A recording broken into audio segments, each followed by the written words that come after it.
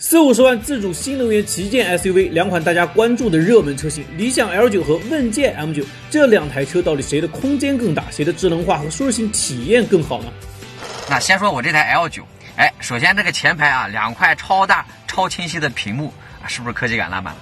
这个就是理想的家族化设计，大家都比较熟悉了。对，还有就是它整个设计啊，非常的简洁啊，基本上找不到什么实体按键啊，能动口的绝对不动手啊。当然了。其实这台车呢，它是顶配版本嘛，所以第二排这个地方也有一个大电视啊，尺寸跟前排都是一样的，清晰度也是非常高。对啊，最主要呀就是带娃的时候，这个一打开真的是享受片刻的宁静啊。这个小孩啊特别喜欢用这个东西在车上的时候，所以呢，对于我这种奶爸来说啊，这些科技配置绝对不是对料啊，确实是非常实用的。但是这个的话要到顶配版本才会有的。对，然后另外一点我就觉得尺寸太小了。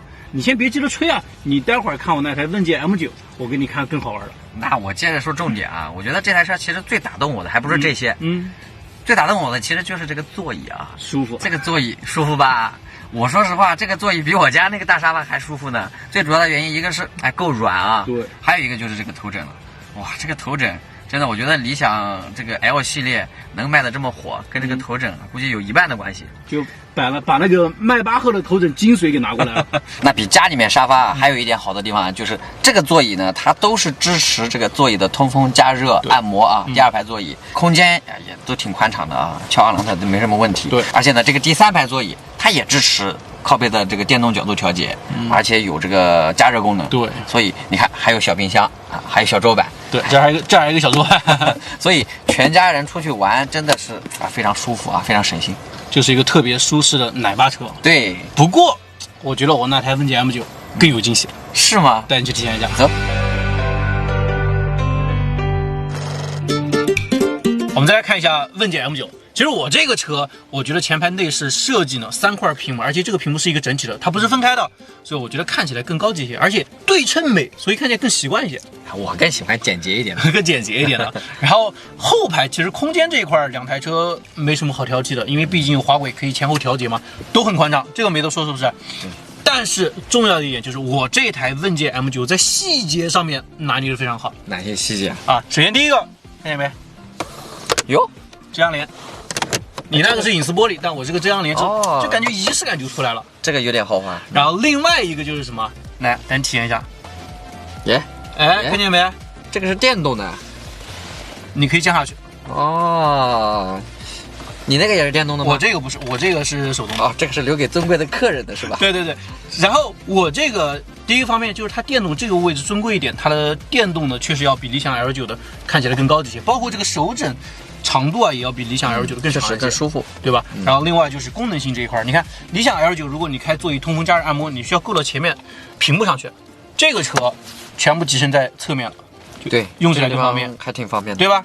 然后这里杯架，所以细节上面这台车会做的更好一些。那我也得挑个刺啊。这个座椅你看啊，其实坐感还可以，但是我觉得跟理想 L9 相比还是偏硬了一点，而且最主要少了一个小头枕。这个头枕确实差那么点意思，对吧？然后另外一点就是，你那理想 L9 不是有一个小桌板嘛？然后我这儿有一个电动腿托。这是腿托哈。对。然后另外就是华为它自己的优势，你看这几个座位后面都有一个磁吸支架。如果你是华为的平板 Pad， 直接吸上去。我还刚准备问你呢，我说这个东西是干嘛的？原来是就是小孩坐着可以看电视，这就是华为自己的优势点了。另外我们就把座椅都说完啊。我这台车的第三排座椅空间会更宽敞一些，而且很重要的细节就在于什么？我第三排的座椅它的滑轨也可以前后调节了。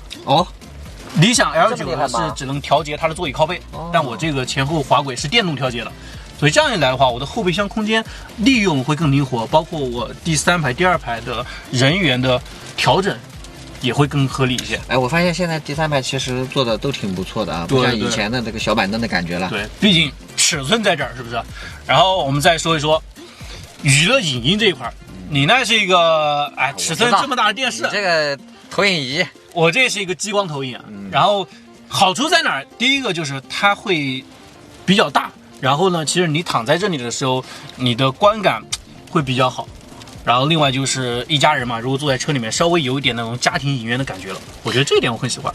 这个吧，优点确实是优点，但是我也看了一下，其实。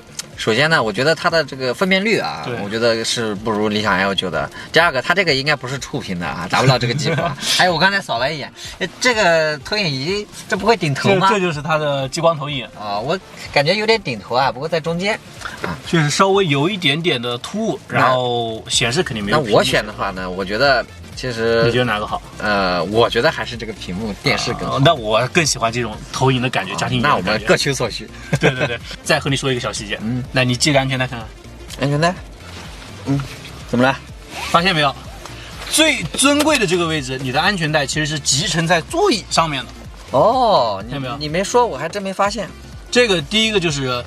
这个位置可能是老板或者家庭里面地位比较高的人，系安全带更方便一些。那我懂了，就是如果安全带在这个上面的话呢，我这样躺着的时候其实是不能保护的。对对对。哦，这个，然后这种便利性做得也很好，是吧？挺不错。所以在细节这一块的话，其实问界 M9确实要比理想做的更极致一些。总体来看，两款车的舒适性体验在同级别都是足够优秀的。理想 L9的优势就是座椅更软，价格更低，而问界 M9作为后起之秀呢，智能化配置和细节做得更好一些，当然了，价格也更贵。